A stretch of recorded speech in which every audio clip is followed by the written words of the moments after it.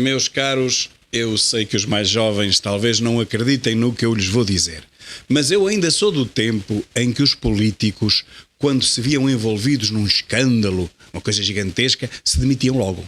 Aliás, eles não precisavam sequer que alguém lhes indicasse, lhes soprasse esse caminho. Eles próprios, no mesmo dia em que se descobrisse um grande escândalo ou uma mentira, algo que os envolvesse, eles eram os primeiros a pedir a sua própria demissão e, na maioria dos casos, essa demissão era de imediato aceite pelo Primeiro-Ministro ou por quem fosse hierarquicamente superior. Recordo, por exemplo, o caso da queda da ponte entre os rios, em que o Jorge Coelho, na altura, recentemente falecido, pediu imediatamente a sua demissão, não consultou sequer o Primeiro-Ministro, que na altura era Gugu da ONU, António Guterres, e se demitiu sem apelo nem agravo. Quer António Guterres aceitasse, quer não, era uma questão de honra. Ele era responsável pelas infraestruturas em Portugal. A ponte caiu, embora ele não tivesse nenhuma culpa nisso diretamente, porque a ponte já lá estava há mais de um século.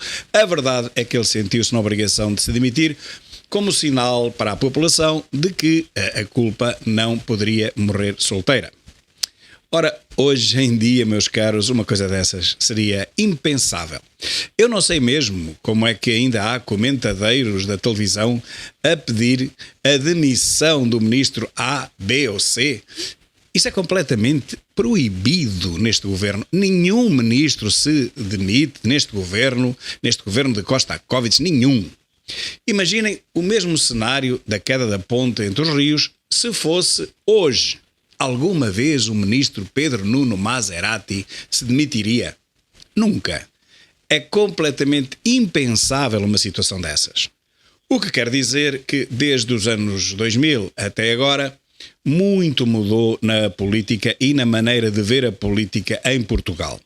E o que mudou foi a desfaçatez, a falta de vergonha que se apoderou da política e dos políticos de uma forma geral. Hoje em dia, os ministros completamente incapazes, impreparados, ignorantes e que em muitos casos nunca tiveram outras funções para além daquela, o de ser ministros, mais não são do que verbos de encher, figuras decorativas que, por obrigação legal, têm que formar um governo. Mas na prática, quem manda naquilo tudo e quem manda neles próprios é o Primeiro-Ministro António Costa.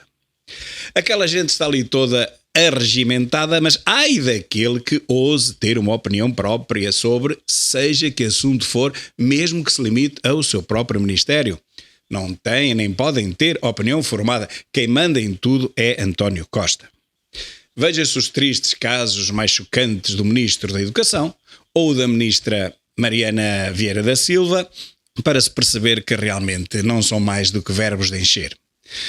E, portanto, se a eles não é sacada nenhuma responsabilidade, se a eles não é permitido um único pensamento sobre os seus próprios ministérios e as atividades que eles regulam, também realmente não faria sentido que eles fossem demitidos quando alguma coisa corre mal dentro dos seus próprios ministérios. A objetos decorativos não se exige outra função senão essa mesma, a de decorar. E, portanto, quando os escândalos se sucedem em catadupa, como aconteceu nesta última semana, mais não há do que encolher os ombros e dizer paciência. A culpa não é deles. Eles não sabem nada. Eles não têm conhecimento dos dossiês. Eles não fazem ideia nenhuma do que se passa debaixo do seu nariz. E com esta desculpa verdadeira sobre a ignorância dos ministros e neste caso, mais propriamente, de um presidente da Câmara, que não faz a mínima ideia do que se passa entre paredes, já que o verdadeiro presidente da Câmara se demitiu, e era o Manel Salgado, o arquiteto, dono daquilo tudo, que aprovou milhares de milhões em obras sem escrutínio nenhum. Com esta desculpa, dizia eu, verdadeira, a desculpa é verdadeira.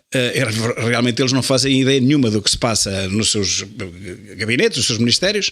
Coitados, olha, eles não podem realmente ser demitidos, uma vez que, lá está, não conhecem os dossiês, não passou por eles a informação, eles estão a leste de tudo o que é necessário saber, são os verdadeiros yes minister. Recordam-se daquela série inglesa de humor em que o ministro era ministro, mas não mandava nada, não mandava coisíssima nenhuma, quem realmente mandava naquilo tudo era o seu chefe de gabinete, como se recordam, por melhor enfim, que fossem as ideias do ministro, ele, ao propô-las ao chefe de gabinete, automaticamente este encarregava-se de explicar que não, que tal não se podia fazer de maneira nenhuma, por isto, por aquilo, por aquilo outro. Ou seja, o ministro acabava sempre por ficar de mãos atadas e nunca implementava nenhuma das suas ideias. Aqui em Portugal não é o chefe de gabinete que demove o ministro, mas sim o próprio Costa, o seu chefe, o seu dono. Portanto, nenhum ministro pode ter ideias em Portugal que o ministro inglês teria. Aqui não há ideias, portanto não é preciso propô-las e, portanto, também não precisa de as ver recusadas. Simplesmente o ministro limita-se a estar ali dia após dia e a receber o seu ordenado ao fim do mês. E nesse aspecto realmente depois também não fazia sentido que o ministro incapaz destes, um impreparado, um ministro desconhecedor dos dossiês, seja depois demitido quando alguma coisa corre mal. Neste caso, o Presidente da Câmara, ele não fazia ideia nenhuma de que se enviavam os nomes dos organizadores das diferentes manifestações para as respectivas embaixadas, como também não fazia ideia nenhuma de tudo o que, enfim, seja o funcionamento da Câmara Municipal de Lisboa. Para isso estão lá milhares de pessoas a trabalhar, entre as quais, por exemplo, 415 arquitetos que até hoje ninguém conseguiu explicar quais são as suas funções. E assim se justifica que ninguém peça demissão, nem ninguém seja demitido. Veja-se, Cabrita. Quantas centenas de cabritadas ele fez até hoje? O que é que aconteceu? Nada. Mas não apenas Cabrita, embora Cabrita seja o rei dos desajeitados da política portuguesa e mundial. Mas temos o Pedro Nuno Maserati, que vai acabar por destruir a TAP, que nos vai custar mais que o Novo Banco e o BPN, e também nada lhe vai acontecer. Temos o ministro das barbichas, da voz grossa, do ambiente, do hidrogénio, que se mete em recadas atrás de recadas com o seu ajudante Galamba, ou vice-versa, não se percebe ali bem. Por mais escândalos que apareçam no 6 às 9, a verdade é que nada lhes acontece, nem com o lítio, nem com o hidrogénio, nem com nenhuma destas negociatas que todos percebemos à distância, que transandam a isso mesmo, negociatas.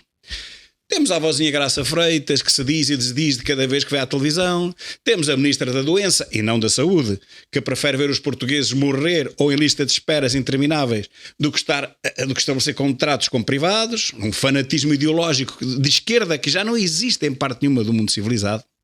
Temos uma ministra da Justiça que atropela a justiça todos os dias, chega a enviar currículos falsos de procuradores europeus para a própria Europa, que com isto envergonhando Portugal junto das instâncias europeias e internacionais.